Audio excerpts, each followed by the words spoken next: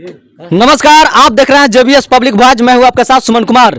इस वक्त मैं मौजूद हूं पूर्वी चंपारण जिले के मधुबन थाना क्षेत्र के कौरिया ग्राम में। आप एक घटना से रूबरू हैं। कौरिया में बीते 12 दिन पहले, आज 12वीं दिन है और आज श्रद्धांजलि कार्यक्रम है, जिस कार्यक्रम में यहाँ देख रहे हैं सभी लोग मौजूद हैं। आज 12 दिन हो चुका है, लेकिन अपराधी मात्र 3 अपराधी नामजद है, जिसमें एक अपराधी को अभी तक गिरफ्तार किया गया है, 2 अपराधी अभी तक फरार है। आखिर क्यों फरार है? मामला यह होता है कि आखिर अपराधी के पीछे भागने का क्या कारण था। तो इस मधुबन विधानसभा के और मधुबन थाना का जो थाना प्रभारी है, इन लोगों का मुख्य हाथ है। इसलिए मैं कह रहा हूं क्योंकि जिस दिन हत्या हुआ, जिस दिन हमने थाना अध्यक्ष से जब बात किया तो उन्होंने बताया कि उनके द्वारा जब जांच किया गया तो जांच में उनको द्वारा पाया गया कि आत्महत्या है। आज वही थाना अध्यक्ष जी बताते हैं कि नहीं, आत्महत्या नहीं, हत्या है। तो फिर उस दिन जांच किया गया तो आपके संज्ञान में क्या पाया गया? यानी आप चाहते थे कि अपराधी को समय दिए भागने में, अगर आप उसी वक्त अगर अरेस्ट कर लेते तो अपराधी उसी वक्त अरेस्ट हो जाता, लेकिन आप उस मामला को मोड़ दिए, आत्महत्या को मोड़ दिए, हत्या को कह करके उस चीज को मामला को विपरीत कर दिए, जिसके कारण जो है कि अपराधी भागने में कायम रहा।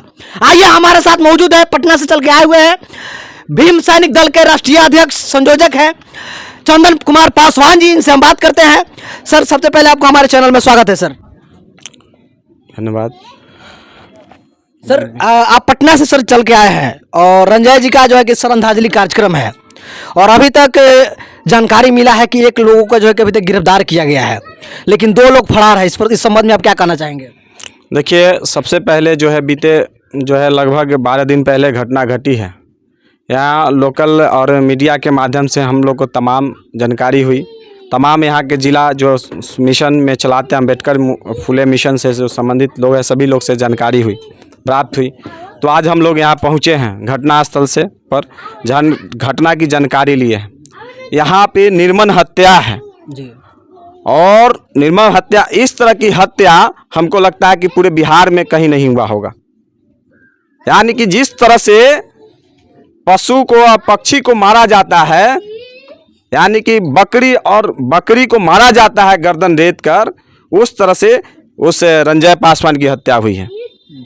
यानी कि यहाँ पे जो है कुछ जो है ऊंची जाति के जो है वर्चस्व है और यहाँ के जो है स्थानीय जो थाना प्रभारी इस घटना में हमारे समझ से संलिप्तता पाई गई है। और यहाँ बता दें, अभी डीएसपी साहब यानी कि पकड़ी दयाल डीएसपी साहब से हमने बात किया है तो उनको हम जानकारी दिए हैं, तो कहते हैं कि पासवान जी वाला मैटर है। और यहाँ भी जातीय इमोशन देखा गया है और साथ साथ कहते हैं कि पूरे जो है हम गांव को भेज देंगे क्या? अरे, जो एफआईआर में जो अभियुक्त है, जो दोषी है, हम थोड़े कह रहे हैं कि पूरे गांव के, जिस तरह की जो अपराधी है उसको अविलंब गिरफ्तारी हो। और गिरफ्तारी अभी तक कोई संज्ञान नहीं लिया है। परिवार पूरे दहशत में है। यहाँ पहले मामला यानी कुछ दिन पहले SC ST का मामला था। उनकी साथ मौसी, आप आइए। पहले मामला था, वो FIR की थी उस व्यक्ति पर। उनकी मौसी उसके साथ जो है मजदूरी करती थी और उसके साथ जो है माने मारपीट किया गया था। उसी मामला को वो वापस लेने के लिए अगला जो अभियुक्त कहा था, क्या नाम है उसका, नीरज सिंह, वो वापस लेने के कहा था, जिससे इनकार कर गया था रंजय। और उसी दौरान जो है रंजय को जो है गर्दन रेत कर हत्या कर दिया गया, निर्मम हत्या किया गया, जिसमें 3 अभियुक्त हैं। 1 अभियुक्त की गिरफ्तारी हुई है, 3 अभियुक्त की अभी गिरफ्तारी है। इसी संदर्भ में डीएसपी जो है पकड़ी दयाल पूर्वी चंपारण से बातचीत हुई है। उन्होंने कहा कि हम पूरे गांव को भेज दे। अरे भाई, आप एक अफसर होते हुए इस तरह के बयान करते हैं, ये शोभनीय नहीं देता है। अगर इस जल्दी से जल्द जो है अरेस्टिंग नहीं होती है दोनों अभियुक्तों की, तो इसलिए हम लोग जो है पूरे अनुसूचित जाति समाज के तमाम लोग जो है जिलाधिकारी का हम लोग घेराव करेंगे और साथ साथ उससे नहीं सुनेंगे तो मुख्यमंत्री का भी घेराव करने का काम करेंगे। आप उनके परिजन हैं, उनके परिजन से पूछिए क्या क्या मामला है। जी, आज आप आगे आ जाइए। आगे आइए। आपसे 2013 में जो मामला हुआ था, झगड़ा हुआ था, किस लिए हुआ था?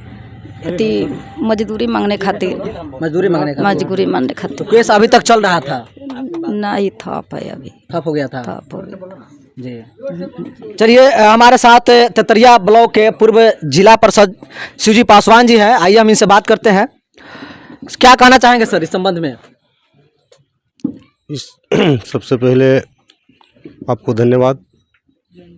घटना तो घोर जो है कि अन्याय हुआ है। यह मामले को हम लोगों ने बारीकी से देखा है। पूर्ण रूपेण जो है कि घर में घुस करके हत्या किया गया है। मैं पहले भी बोला था कि अपराधी की कोई जात नहीं होती है, अपराधी को अपराध करना ही उसका जात होता है। हम लोग इस मामले को घोर निंदा करते हैं और प्रशासन से ये मांग करना चाहेंगे कि अविलंब जो है, जो शेष बचे 2 अपराधी हैं उनकी अरेस्टिंग हो, स्पेशली ट्रायल चला करके उनको सज़ा दिलाया जाए। यदि थाना या प्रशासन किसी तरह का कोई पक्षपात करता है, उनके खिलाफ हम लोग संविधान सम्मत जो है कार्रवाई के लिए आगे अनावरण अनशन करेंगे, उग्र आंदोलन करेंगे। जिला से लेकर के और पूरे राज्य तक हम तमाम अनुसूचित जाति के लोग इस घटना का विरोध करते हुए उसके न्याय के लिए हम लोग पूरी के पूरे जो है आंदोलन करेंगे, अनावरण अनशन करेंगे। जब तक न्याय नहीं मिलेगा हम लोग का आंदोलन रुकने वाला नहीं है। चलिए बहुत बहुत धन्यवाद। चलिए हमारे साथ मौजूद हैं NCDHR के प्रदेश सचिव हैं विद्यानंद सर, आइए इनसे बात करते हैं। सर खड़ा होइए सर, क्या कहना चाहेंगे सर इस घटना के संबंध में? देखिए, घटना तो काफ़ी निर्मम है, इसकी जितनी भी निंदा की जाए बहुत कम है।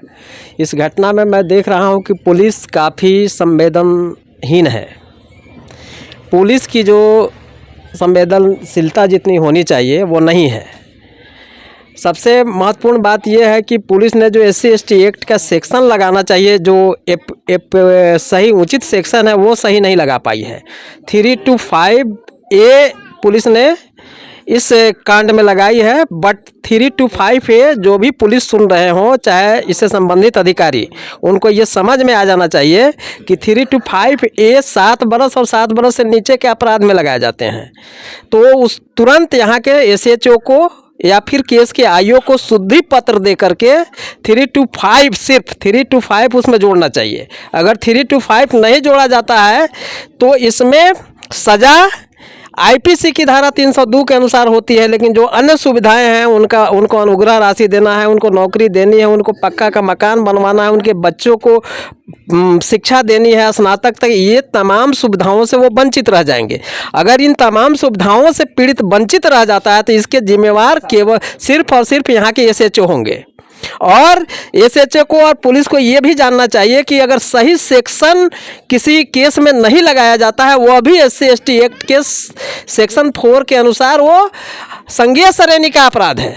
और अगर पुलिस नहीं लगाती है, SHO इस पर नहीं लगाते हैं, तो इसको न्यायालय में चुनौती दिया जाए तो SHO के खिलाफ कार्रवाई हो सकती है और उन्हें 1 वर्ष तक की सज़ा हो सकती है। दूसरा, हम ये कहना चाहते हैं कि इस इतना संवेदनशील मामला है, इसमें अभी तक गिरफ्तारी नहीं हुई है, तुरंत गिरफ्तार करके और इस केस का SPD ट्रायल चलाया जाना चाहिए। और दूसरी बात यह है कि हमने परिजनों से बात किया है, यहाँ के लोगों से बात किया है, उनको यहाँ तक कि यहाँ के स्थानीय पुलिस पर उनको फेथ नहीं है। तो हम ये सार्वजनिक तौर पे मांग करना चाहते हैं कि ये इस केस का IO थाना स्तर का कोई पदाधिकारी नहीं हो, DSP रैंक का पदाधिकारी हो, और ऐसा DSP रैंक का पदाधिकारी इस केस का IO हो जो गरीबों के केस में उनका अनुभव है, उनको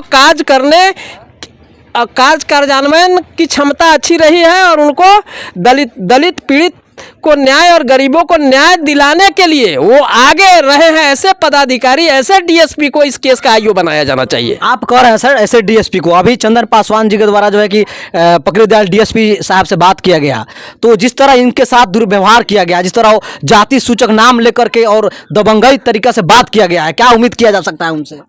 देखिए, डीएसपी ने जो भी जिस तरह से उनके साथ शब्दों का प्रयोग किया है वो सही नहीं है। उस तरह से एक लीडर को के साथ इस तरह से बात उनको नहीं करनी चाहिए। चूँकि सबसे दुर्भाग्यपूर्ण बात यह है कि लोग एक इजी गोइंग किसी केस को देखता है। SC ST जो केस होते हैं, चाहे वो मर्डर का केस हो या किसी तरह का केस हो, सभी डीएसपी को उसमें सुपरविजन नहीं करना है।